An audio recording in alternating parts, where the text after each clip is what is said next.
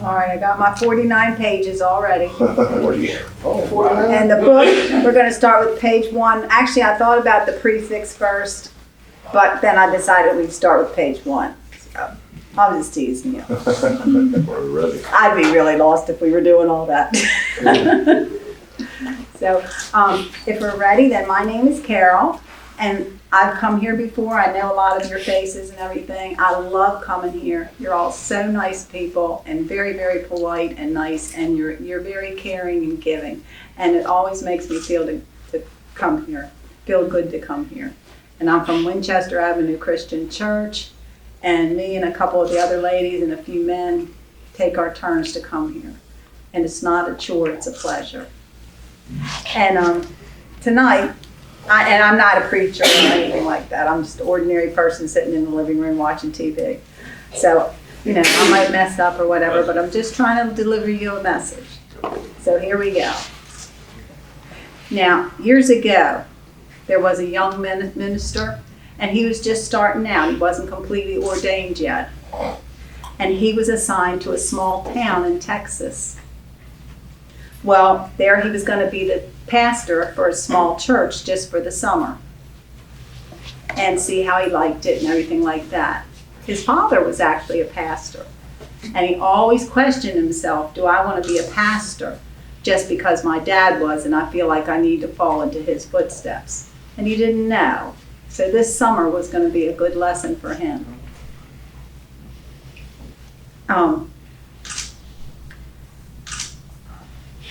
The church that he was pastoring out was in a very small town out west, and it was a very diverse group of people there.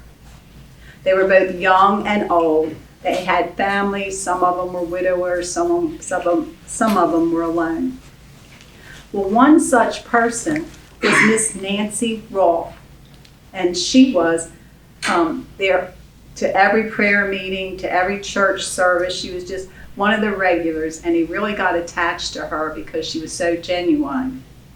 And she was always there. If the church was open, Mrs. Rolfe was there. Well, she lived with her 12-year-old son.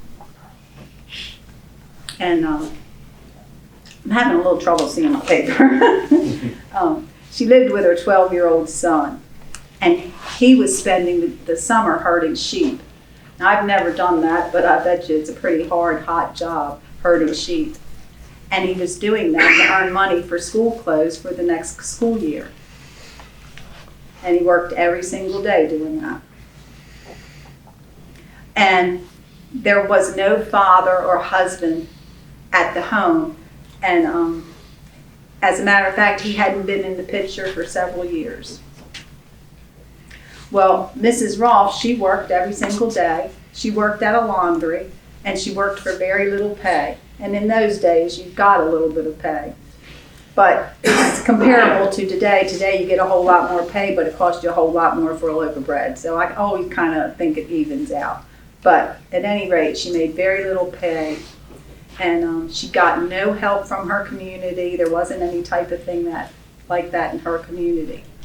And her financial status was, let's just say, destitute.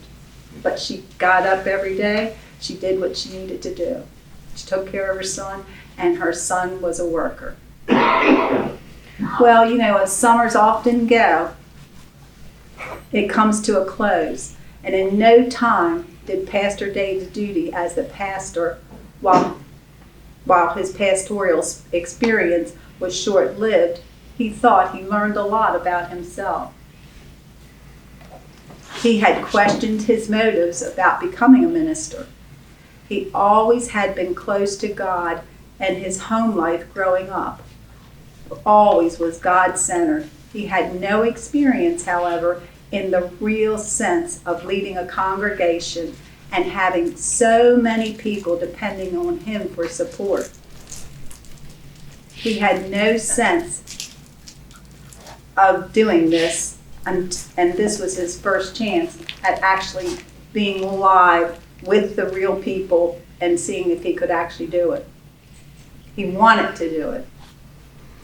Different situations came up that summer. A family sorrow burdened him over a loss of a loved one.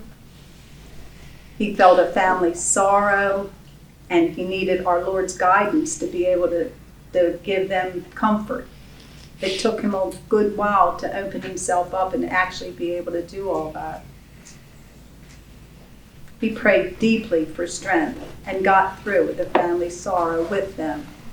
He needed the Lord's guidance. He prayed deeply for strength and he got through it.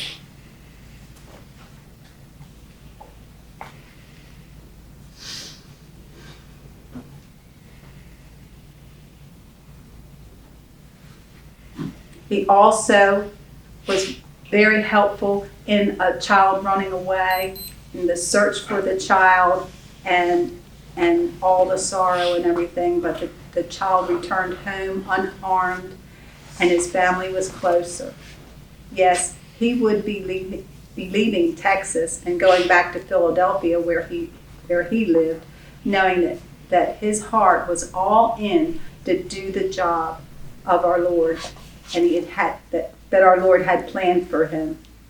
He also was so grateful for having his wife by his side and praying for him and helping him, living and loving him as he loved her.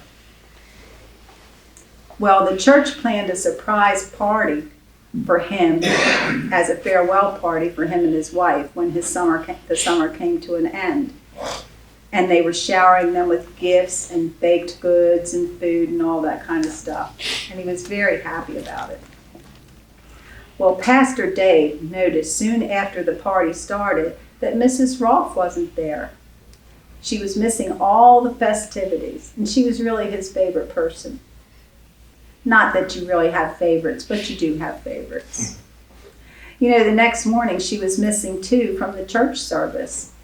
She had been present for all the church activities that summer. It really caused him to worry.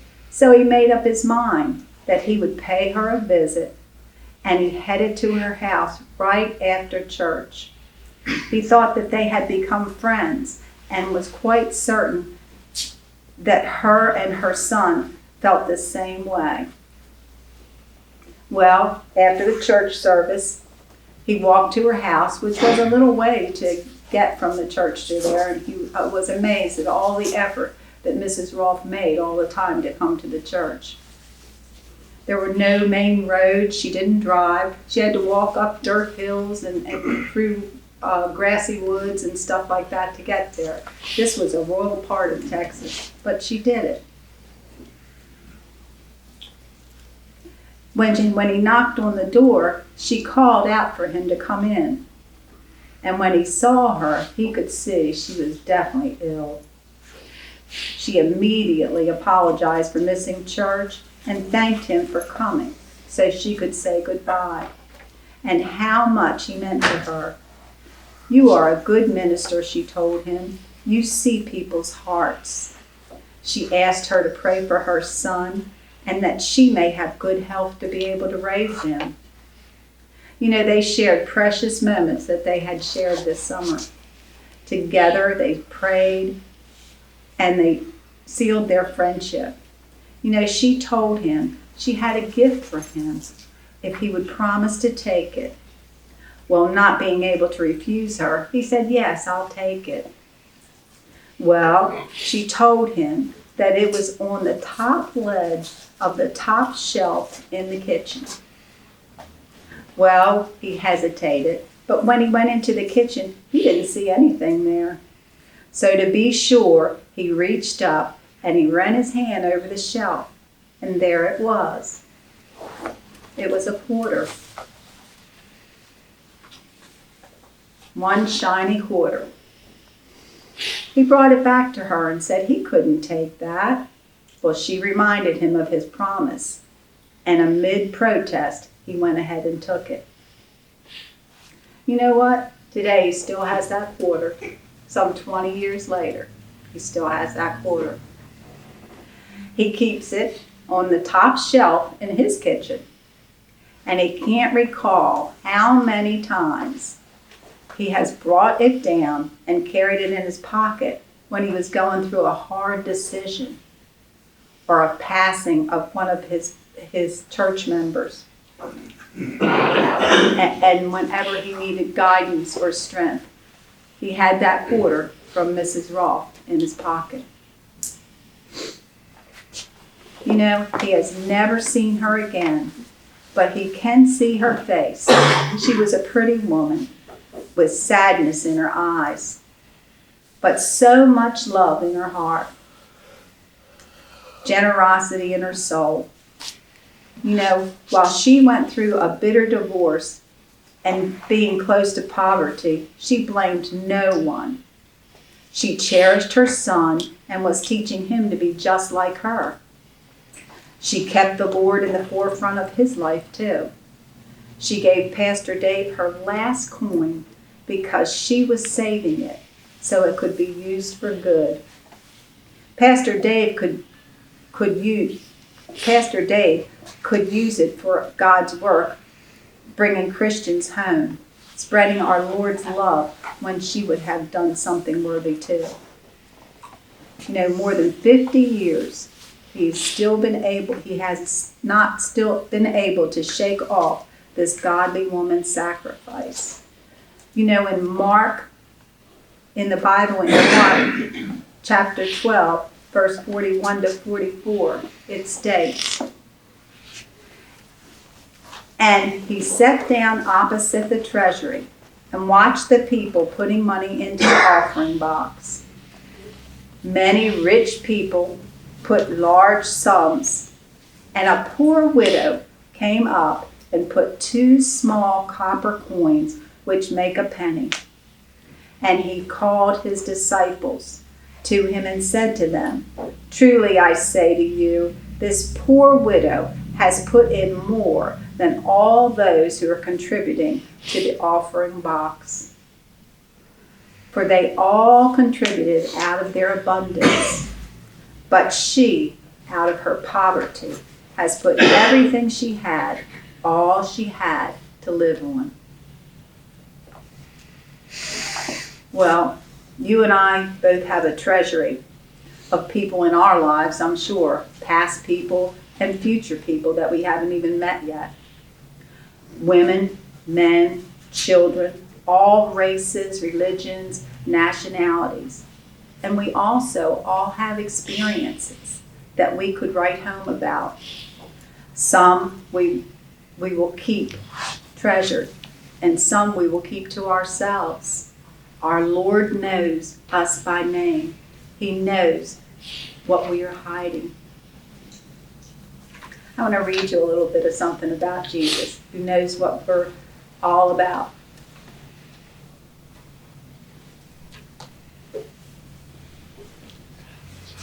He is Jesus, the one and the only, transcendent over all else. To know him is to love him. To love him is to long for him. To long for him is to finally reach soul hands into one true thing. We need never get enough of Jesus. Take all you want. Take all you need. Till soul is fed and spirit freed. Till dust is dust and face you see. Jesus Christ is all you need. I love that saying. I read that often when I'm down and out and I need somebody. And Jesus is always in that book telling me it is there.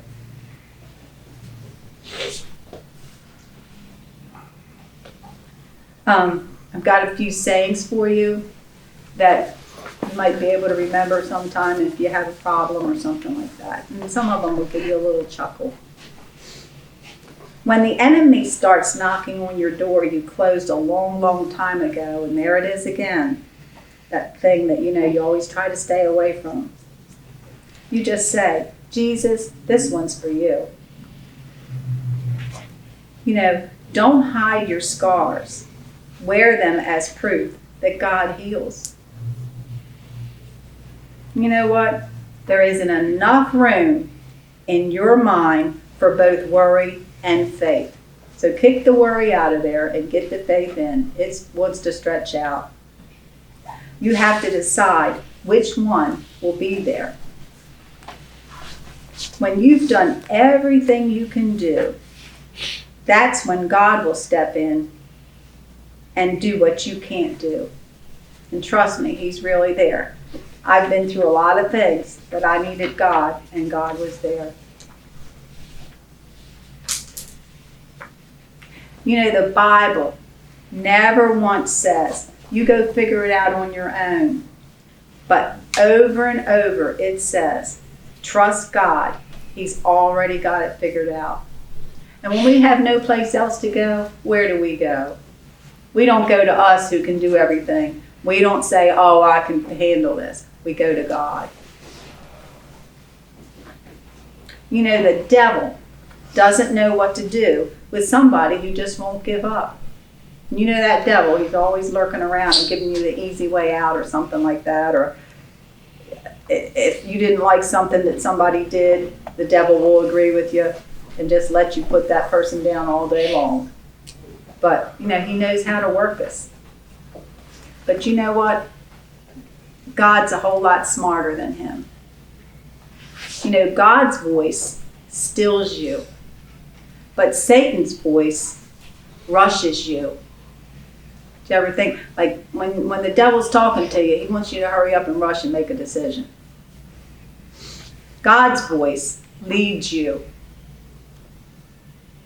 Satan's voice pushes you. You know, God's voice reassures you. Satan's voice frightens you. He almost can frighten you into doing what he wants you to do. God's voice enlightens you. Satan's voice confuses you. God's voice comforts you. Satan's voice discourages you. God's voice calms you. Satan's voice worries you. God's voice convicts you, but Satan's voice condemns you.